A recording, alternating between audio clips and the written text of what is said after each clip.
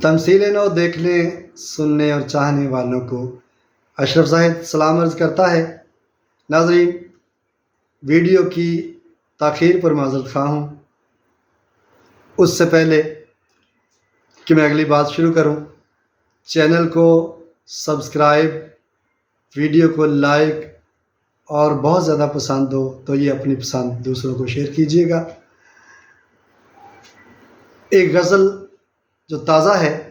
اور تازہ چیزیں کوئی بھی چیز ہو تازہ، وہ بے حد صحت کے لیے بہتر ہوتی ہے، اور آپ کے ذوق کی صحت کے لیے، آپ کی ادبی صحت کے لیے یہ تازہ غزل آج میں سناؤں گا آپ کو۔ لیکن اس سے پہلے ایک چٹکلا اور اپنی سی کچھ باتیں۔ چٹکلا یوں ہے کہ سست لوگوں کی ایک تنظیم بنی۔ سست ہوتے ہیں نا، ہم میں بہت سے سست الوجود لوگ ہوتے ہیں، تو سست لوگوں کی ایک تنظیم بنی، اور اس میں یہ فیصلہ کیا گیا کہ ہر شخص، مطلب سست شخص جو ہے وہ سست سے سست کام کرے گا اور سوچے گا، اور ہر مہینے کے آخر میں سست ترین شخص کو انعام سے نوازا جایا کرے گا۔ اب ہوا یوں، جب یہ رول نافذ ہو گیا تو اس سست تنظیم کا جو پریزیڈنٹ تھا، جو صدر تھا، وہ 180 کی سپیڈ سے گاڑی بھگاتا جا رہا تھا۔ اس کو بلایا گیا، سستوں نے گھیرا، میٹنگ ہوئی اور پوچھا گیا کہ صاحب، آپ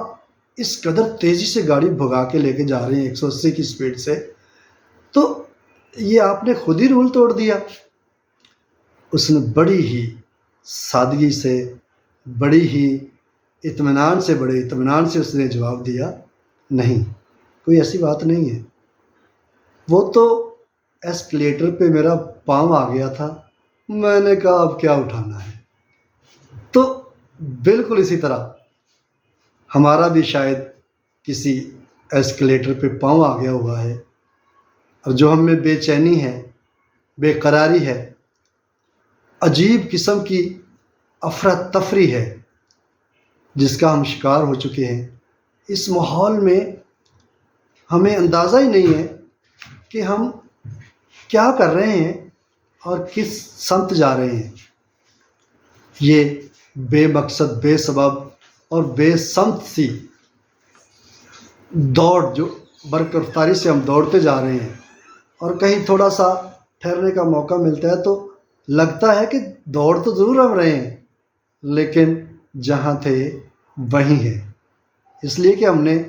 نہ کبھی اپنی سمت کا تعین کیا ہے، نہ کبھی اپنے مقصد کا تعین کیا ہے، اور نہ کہیں اپنی اس برق رفتاری کا سبب جاننے کی کوشش کی ہے۔ اگر ہم تھوڑی دیر ٹھہر کر سوچیں اور اس بے قراری میں رہتے ہوئے اپنے مقصد کا،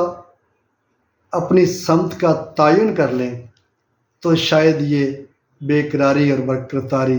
ہمارے کسی کام آ جائے۔ زیادہ باتیں نہیں کروں گا، اب میں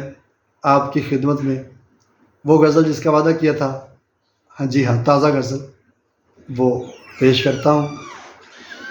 غزل پسند آئے تو لائک کیجیے گا، اور زیادہ پسند آئے تو شیئر کیجیے گا۔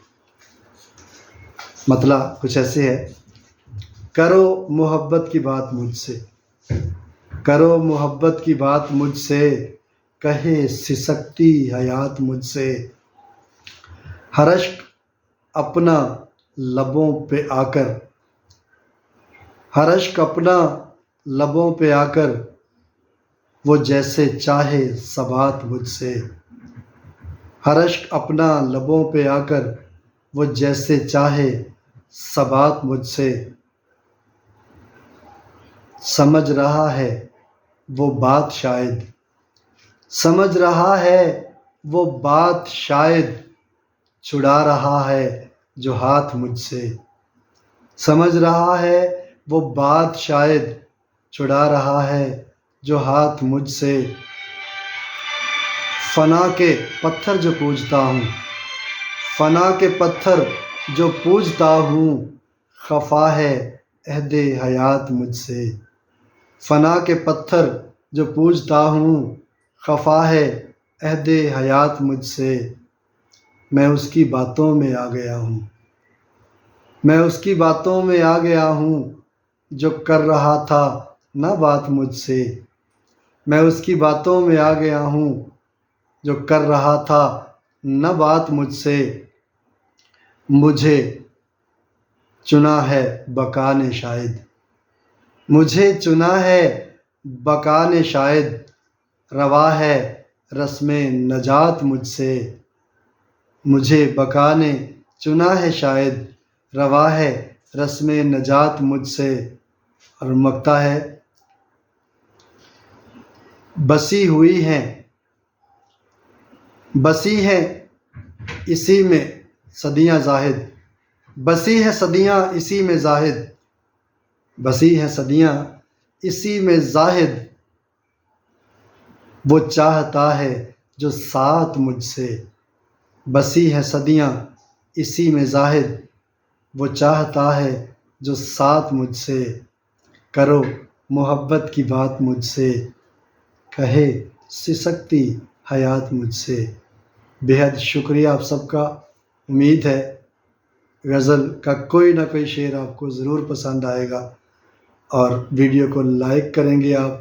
اور شیئر بھی کریں گے، اور کامنٹ باکس میں اپنے کمنٹ سے بھی حوصلہ افزائی کریں گے۔ خدا حافظ۔